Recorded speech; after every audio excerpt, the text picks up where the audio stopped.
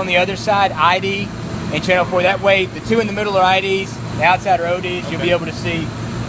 The 2 and 3 will go off like crazy. I mean, we've been finding so much ID trim. So, this right here will set the indicator so that you know below a certain level. And the way to check that.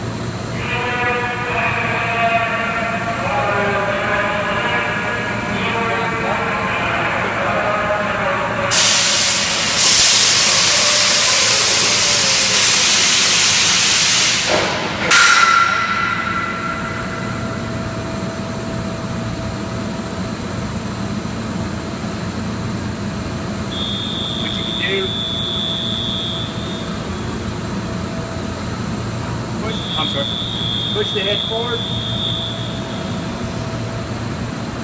Woo. Yeah. That's very close. So you can see that's going to hit. Yeah.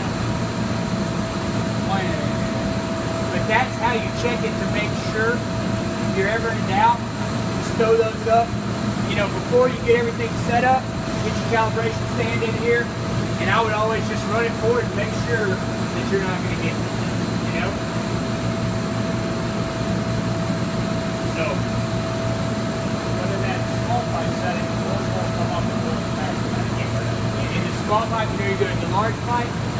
I just check the carriage height to make sure. You should be good.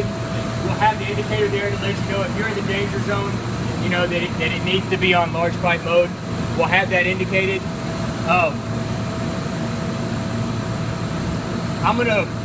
I'm gonna write out a descriptor for every timer on there so that you know what it does. I really think that you won't have to mess with any of them. The only one, if I show you this.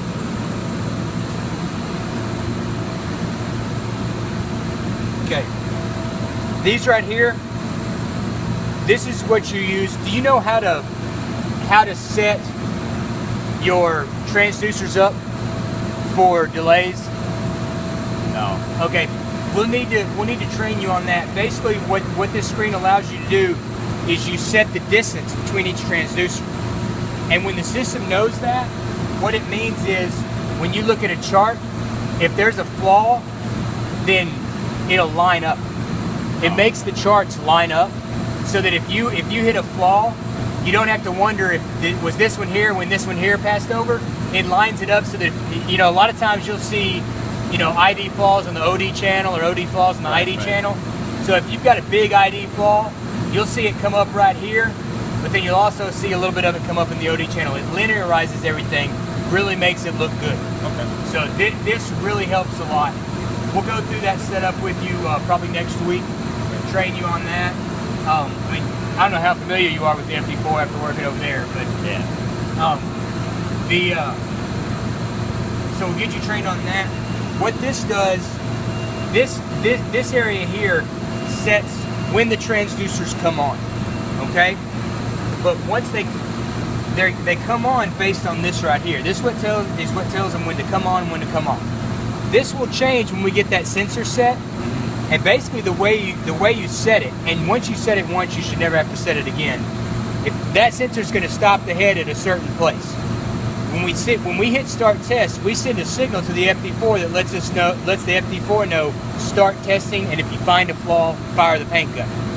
The way we do that is, and it'll just be a series of experimentation, but we cut that down to 0.1 and run it, and it's gonna, because it's going onto the pipe, when it hits that gap, it's gonna alarm, and we gradually cut it back until it doesn't alarm anymore. We're supposed to test it within 3 inches. We can get it to where it's within probably an inch and a half, really, really well. So you want to do that. That allows it time to get on there and then start the test, and you're good to go. Same thing on this one. This is how long after it sees the end of the pipe does it stop the test. So the same thing there. Right now, you do the opposite. Right now it's cut down to nothing. So as soon as it sees the test, sees the end of the pipe, 0.1 seconds later it's going to cut the thing off. Okay? So you would run this up. You'd put it at like 2 seconds, and it's going to, as soon as it hits the end of the pipe, it's going to alarm like crazy. You'll hear the horn going off, and you just cut it back to to where it's good, and you could do it by, you know, and that, hundredths of a second. And that controls, I mean, for every transducer, it's the same timing? It controls when it tells the FD4 to stop, and then that says, okay, I'll stop this, and make sure it's all timed out. You know, we've got that already set up in the head. These are the only things we'll have to adjust once we get the sensor set for position and functionality. The rest of these you really shouldn't have to mess with. This is where these two right here are where I control the pipe cycle. That's really the most important thing. You want to test full speed. You can slow down your turning rolls if you want to. If your turning rolls are too fast, then you can pare them back to where you have, you know, it's going to take you longer to align, but it'll give you more minute adjustment on the thing. Honestly, with what we've been saying, I don't ever use the tracking. Yeah. The reason I don't is because if you track to the right, okay, and then you track to the right, then you track to the right, eventually your test set's going to be way over here, okay? And as you see with the clearance on the sides, that could be a problem with the smaller pipe. This is the best way to track. Just use this. It gives you great control. If you need to make the control finer, you know, you can come down and say, okay, let's run at 75% speed. It'll take you longer to align the weld, but it'll give you more fine control of the speed of turning.